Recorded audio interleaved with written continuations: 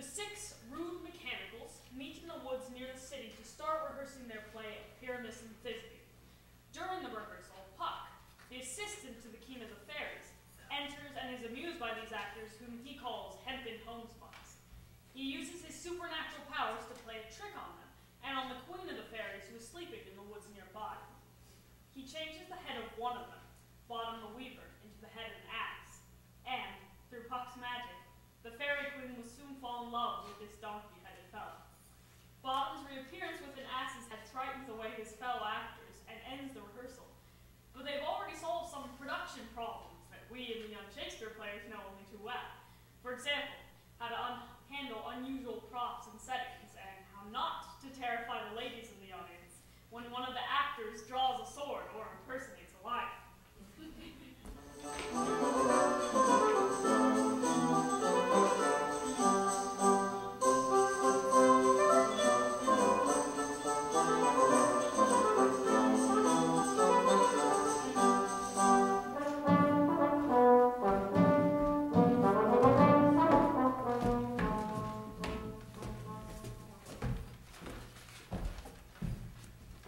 Are we all met?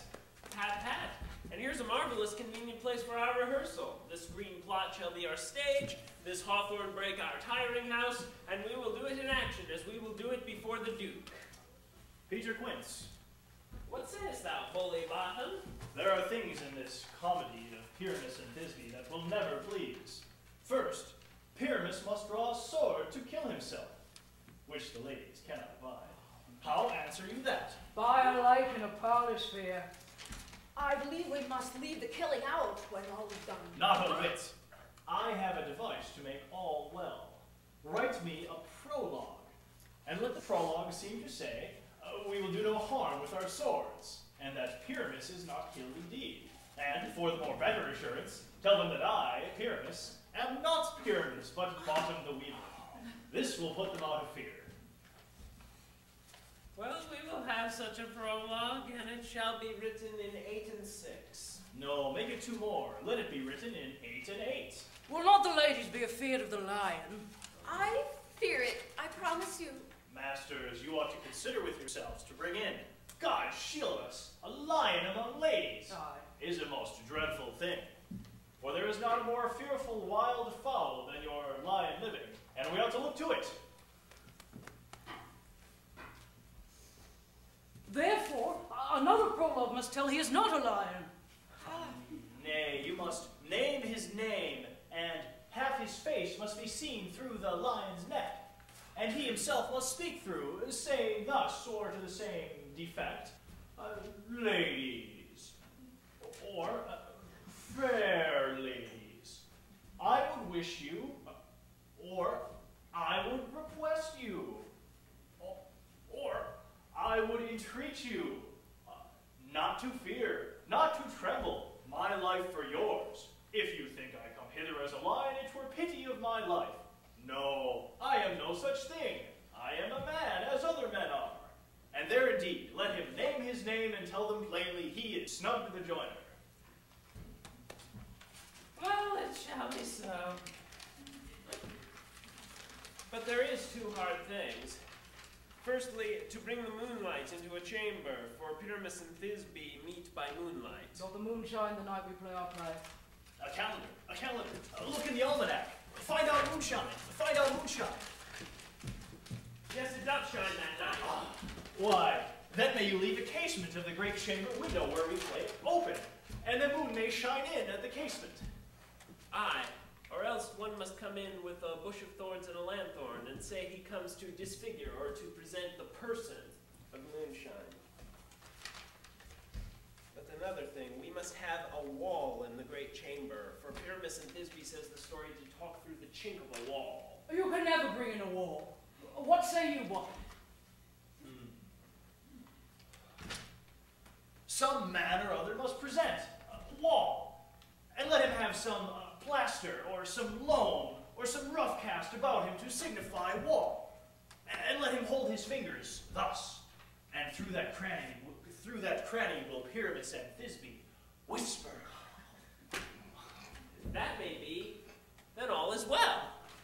Come sit down, every mother's son, and first your part. Pyramus, you begin. When you've spoke your speech, enter into that break, and so everyone according to his cue. What hempen homespun have we swaggering here, so near the cradle of the fairy queen? What? A play toward? I'll be an auditor, an actor too, if I see calls. Speak. Pyramus. Thisbe, stand forth. Thisbe, the flowers of odious savors sweet. Odorous, odorous. Odorous savors sweet. So hath thy breath, my dearest Thisbe dear. But hark, a voice. Stay thou but here a while, and by I will to thee appear. A stranger Pyramus than e'er played here.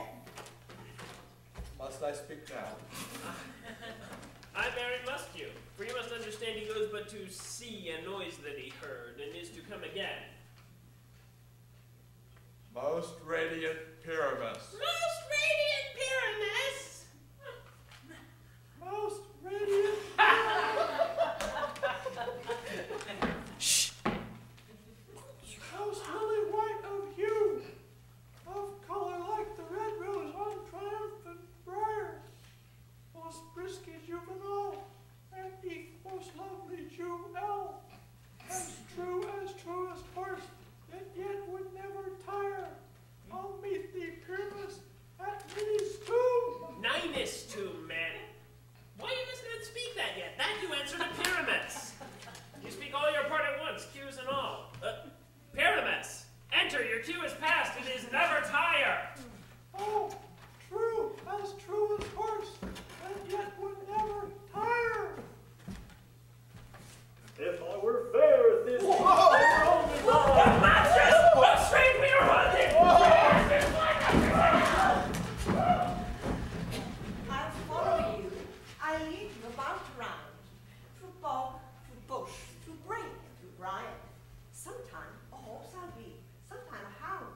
A hog, a headless bear, sometime a fire.